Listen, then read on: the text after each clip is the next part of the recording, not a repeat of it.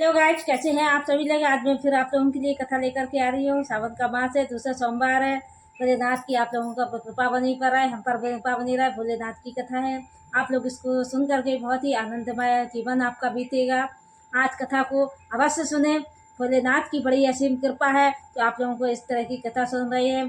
सुनने वाले भोलेनाथ, सुनाने वाले भोलेनाथ है। और अगर आप लोग मेरे चैनल पर नए हैं तो चैनल को लाइक और सब्सक्राइब करना बिल्कुल ना भूलें। श्री शिवाय नमस्तभ्य। चलते हैं, आप लोगों के लिए कथा लाते हैं। ओ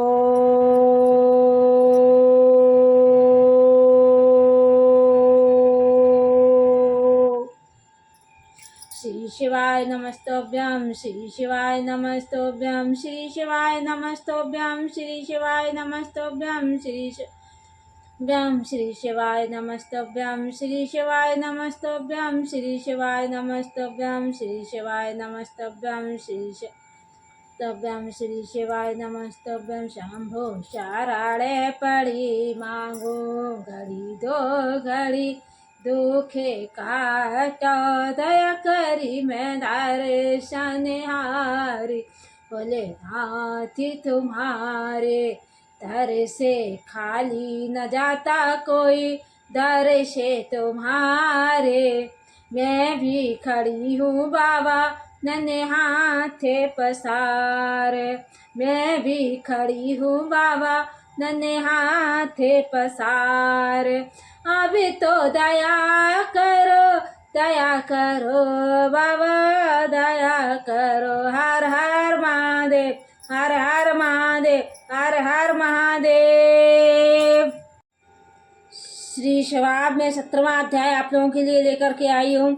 हे मुनि, ऋषि बोले, हे मुनि प्रणव और शिवलिंग का क्या महत्व, शिवलिंग का क्या महत्व है तथा शिव जी की भक्ति पूजा का क्या विधान है जो हमसे कहिए। सूर्य जी बोले, हे ऋषि करो, आपने यह अच्छा प्रश्न पूछा है। सिद्ध महादेव जी की सिवाय और कौन जान सकता है। फिर भी शिव जी की कृपा से मैं तुम्हें कुछ बतलाता हूँ। शिव जी हमारी और आपकी रक्षा करें। प्रकृति से उत्पन्न हुआ संसार तो नौका स्वरूप है, इसीलिए विद्वान पंडित इसे प्रणव कहते हैं। प्रपंच नहीं और अबा तुम में, अर्थात तुम में प्रपंच नहीं है। यही प्रणव का अर्थ है, जो जपने वाले को मोक्ष प्रदायक है। यह प्रणव माया से रहित सर्वथा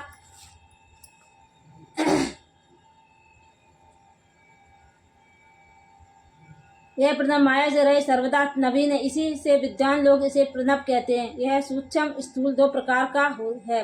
इसे एकांत में जपने से भोग की प्राप्ति होती है। जो 36 करोड़ जप लेता है उसे योगी कहते हैं। यह अमकार, आकार, उपकार तथा मकार, बिंद और नाद के सहित तथा शब्द काल कला से युक्त है, अर्थात असम। इन 3 दीर्घ अक्षरों और मात्राओं से युक्त प्रणव होता है। यह योगियों के हृदय में निवास करता है। यही शिव भक्ति शक्ति की एकता और तत्स्वरूप है। यह सभी पापों का नाश करने वाला है।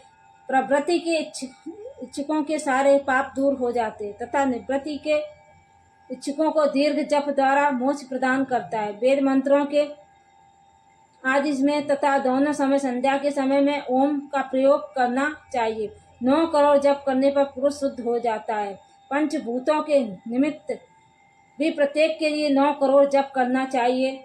जितेंद्रिय पुरुष 5 करोड़ जप करने पर शिवलोक को जाता है, वहाँ नंदी का स्थान है तथा रूप वृषभ के दर्शन होते हैं। वहाँ नंदी केश्वर बाहर स्थित रहकर पंचाक्षर मंत्र का जप करते हैं। महात्माओं का ऐसा कथन है कि शिवलोक की जानकारी शिव कृपा के बिना नहीं होती है। जो ब्राह्मण गुरु के पंचाक्षर प्राप्त कर 5 लाख जप करता है, उसकी आयु बढ़ती है। स्त्री स्त्रीत्व से छूटकर तथा क्षत्रिय क्षत्रित्व से छूटकर ब्राह्मण को हो जाते हैं, वैसे क्षत्रिय हो जाता है। शुद्ध केवल 25,000 जप से ही शुद्ध हो जाता है।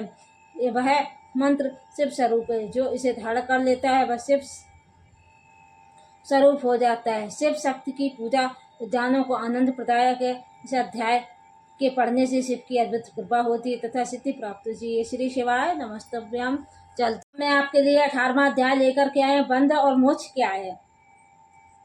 ऋषि बोले, हे सर्वज्ञ सूत जी, बंधन और मोक्ष क्या है, इसे हमें कहना है, सुनना है। सूत जी बोले, हे ऋषियों, मैं बंधन और मोक्ष के उपाय आदि बतलाता हूँ, सो ध्यान से सुनिए। प्रकृति के 8 बंधन है, उनके कारण ये आत्मा की जीव संज्ञा हुई है। इनसे उससे छूटना ही मुक्ति है। मन, बुद्धि, अहंकार तथा पंच तंत्र मंत्राएं, ये 8 ही प्रकृति है। इन्हीं 8 से यह देह है, इन्हीं से सभी कर्म है। देह में से कर्म, कर्म से देह, यही बारंबार चक्र चलता है। स्थूल, सूक्ष्म और कारण, ये 3 प्रकार के शरीर होते हैं। स्थूल शरीर व्यापार करता है और सूक्ष्म इंद्रियों को भोग करता है तथा कारण शरीर आत्मा के उपभोग के लिए है। इन्हीं से सुख दुख की प्राप्ति होती है। जीव कर्म रूप डोर से बंध कर 3 देही युक्त चक्रवत घूमता रहता है। तब चक्रकर्ता शिव का पूजन करे तो इससे दूर हो सकता है।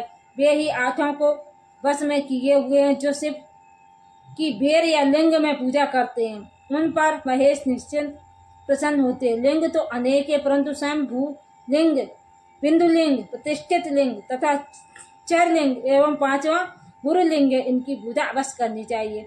शिव भक्त को जल सहित भस्म का त्रिपुंज धारण करना चाहिए। शिव भक्त को अविद्यता तथा सूतक नहीं लगते हैं। प्रथम गणेश पूजन करके शिव का पूजन नित्य करना चाहिए। शिव पूजन से दैहिक, जैविक और भौतिक ताप शांत हो जाते हैं। दैविक और भौतिक ताप शांत हो जाते हैं। स्वर्ण की प्रतिमा का पूजन कर दक्षिणा सहित दान करना चाहिए। आयु सिद्धि के लिए तिल का दान करना चाहिए। दरिद्री को गौ को भोजन कराना चाहिए। भूत आदि की शांति के लिए भैरव आदि की पूजा करनी चाहिए। सबके अंत में शिव जी का महाअभिषेक करना चाहिए। नमस्कार आज करके सगुण प्रकाशमय शिव जी की स्तुति करें। शिव जी ही इसके सबके परम कारण है। शिव भक्त को चाहिए कि नित्य ही शिवलिंग का आश्रम पर वास करें। हे ब्राह्मण, जो मनुष्य इस अध्याय को पढ़ेंगे सुनेंगे उन पर शिव जी कृपा करेंगे तथा उन्हें ज्ञान की प्राप्ति होगी। श्री शिवाय नमस्तुभ्यां भोलेनाथ की। ओम जय शिव ओमकारा, हरि जय शिव ओमकारा, ब्रह्मा विष्णु सदा शिव हरदंगी धारा। ओम जय शिव ओमकारा, श्वेतांबर पीतांबर वागंबर अंगे शमिवागंबर ये शनिगादिक ब्रह्मादिक प्रेतादिक संगी। ओम जय शिव कारा करके बाधिक मंडल चक्र त्रिशूल धरता शमि चक्र त्रिशूल जग करता जग हरता जग पालन करता। ओम जय शिव ओमकारा, श्वेतांबर पीतांबर वागंबर अंगे शमि वागंबर ये शनिगादिक ब्रह्मादिक करुणादिक संगी। ओम जय शिव कारा करके माधिक मंडल चक्र त्रिशूल धरता शमि चक्र हरता जग करता जग हरता जग पालन करता। ओम जय शिव ओमकारा, ब्रह्मा विष्णु सदा शिव जानते अविवेका शमि जानते अविवेका रवड़ा छड़ के माते हे तीनों एका। ओम जय शिव कारा त्रिगुण शमि जी की आरती जो कोई नरे गावे शमि प्रेम सहित गावे। कहते शिवानंद स्वामी कहते हरिहर स्वामी सुख संपत्ति पावे। ओम जय शिव ओमकारा, हर हर महादेव, हर हर महादेव, हर हर महादेव।